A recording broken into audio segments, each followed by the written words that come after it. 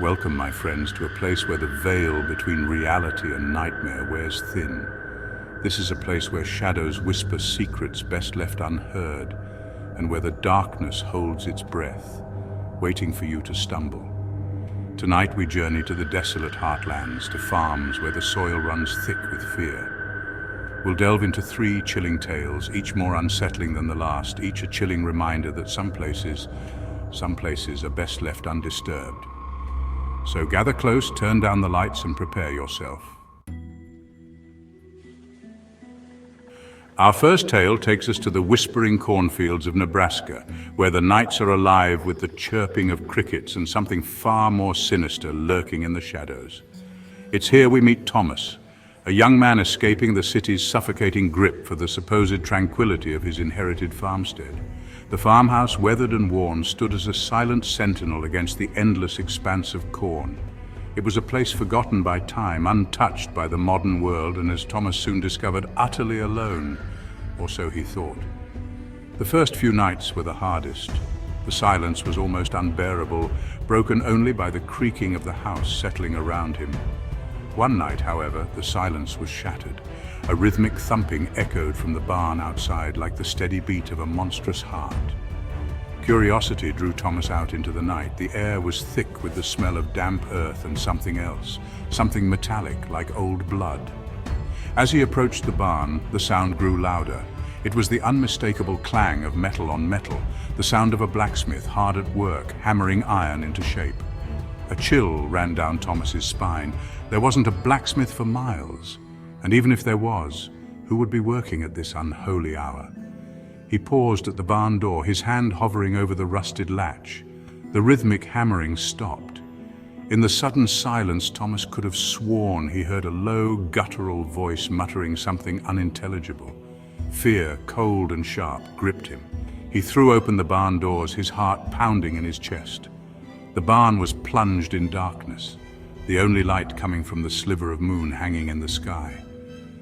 Dust motes danced in the faint beams of moonlight, and the air was thick with the smell of hay and decay.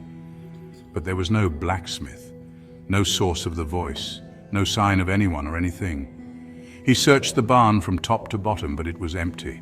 The hammering had stopped, and the voice was gone. Shaking off the feeling of dread, Thomas retreated back to the house, locking the doors and windows, seeking solace under the covers. But the rhythmic clang of the hammer echoed in his mind, chasing away any hope of sleep. The night seemed endless, and the shadows in his room seemed to move with a life of their own, whispering secrets he couldn't understand. He knew then that his nights in the farmhouse would never be the same again. Our next tale takes us south, deep into the heart of Texas, to a sprawling cattle ranch where the air hangs heavy with humidity and the stench of fear, a place where the past and present seem to intertwine in a haunting dance. It's here we meet Sarah, a young woman returning to her family home after the sudden passing of her estranged father, a man she had not seen in years. The ranch, once a symbol of prosperity and pride, now stood as a testament to time's relentless march, its structures weathered and worn. The house, though well-maintained, held an air of sadness, a melancholy that seeped from the very walls, whispering tales of loss and longing. But it was the barn, a hulking structure at the edge of the property, that held the most unsettling presence, casting long, eerie shadows. From the moment Sarah arrived, she felt a weight settle upon her shoulders whenever she neared the barn, an inexplicable sense of foreboding. The air grew colder, the sunlight seemed to dim, and a sense of dread washed over her, as if she were wading into a pool of ice-cold fear, each step heavier than the last. Locals whispered tales of the barn, tales passed down through generations, each more chilling than the last, each adding a layer of mystery and fear. They spoke of a malevolent entity trapped within its walls, a vengeful spirit tethered to the land, unable to find peace. They called it the Weeping Shadow, a name that sent shivers down the spines of even the most hardened ranchers, a name spoken in hushed tones. Sarah, initially dismissive of such folklore, found herself drawn to the barn, compelled by a morbid curiosity she couldn't quite explain, a pull she couldn't resist.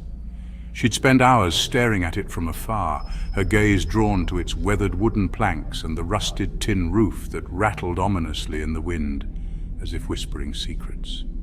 One evening, as the sun began its descent, casting long shadows across the ranch, Sarah decided to confront her fear, to face the unknown that had haunted her thoughts.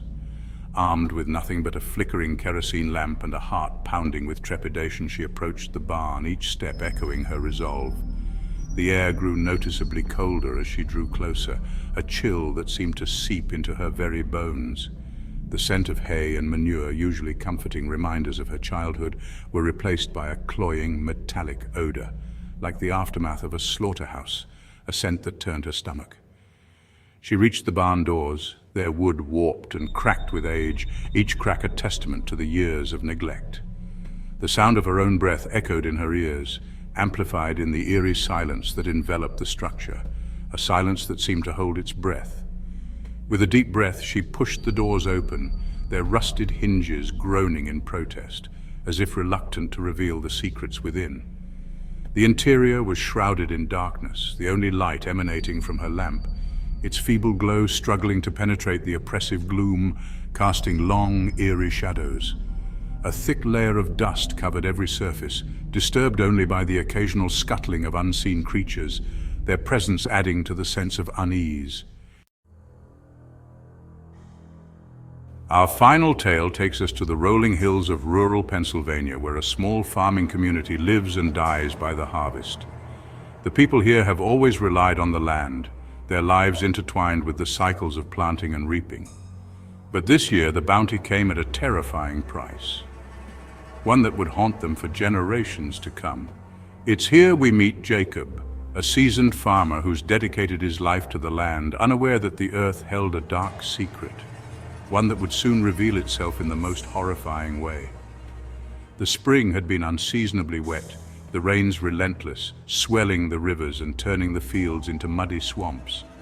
The community was worried, but they had seen tough seasons before. When the skies finally cleared and the sun returned, it brought with it an oppressive heat, baking the land and driving the crops to grow with unnatural speed.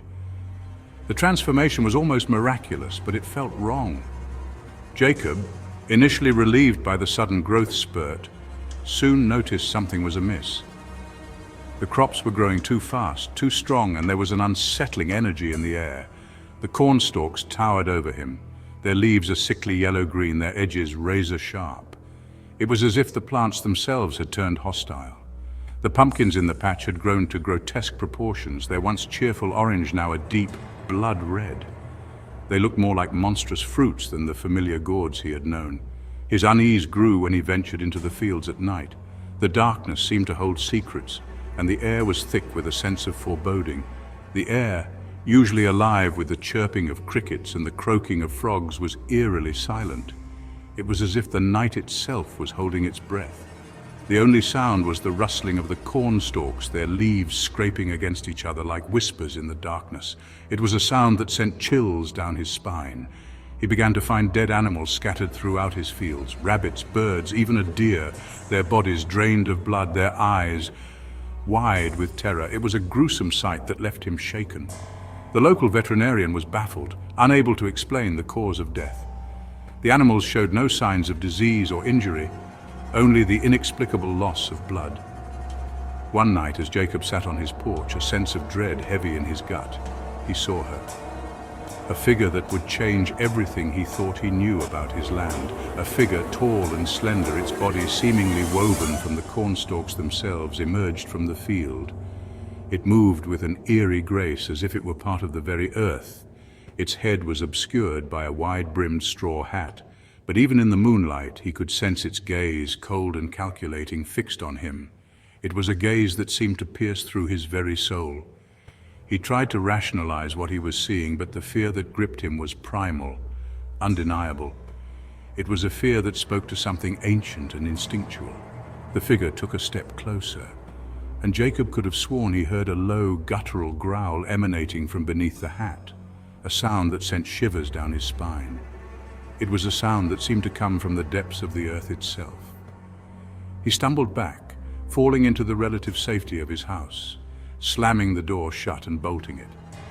His heart pounded in his chest as he tried to make sense of what he had seen. He spent the rest of the night peering out his windows, but the figure was gone. The field was empty, but the sense of dread remained. The next day he tried to convince himself it had all been a nightmare fueled by stress and exhaustion. But the memory of the figure lingered, haunting his thoughts.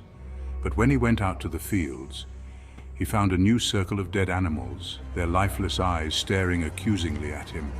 It was a sight that shattered any hope of rational explanation. As the weeks passed, the crops flourished, but so did the terror that gripped the community.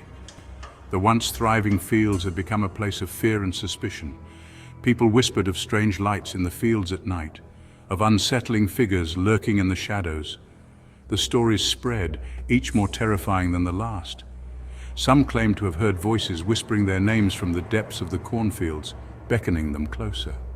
It was as if the land itself had turned against them and there was no escape from its curse. So there you have it, my friends. 3 chilling tales from the heartlands where darkness takes root and nightmares harvest the unsuspecting. If you enjoyed tonight's descent into fear, be sure to give this video a thumbs up, share it with your friends, and subscribe to the channel for more terrifying tales. And remember, the next time you find yourself driving down a lonely country road, keep your eyes on the road and your doors locked. You never know what might be lurking in the shadows, waiting for you to stray too close to the darkness. Sleep tight, if you can.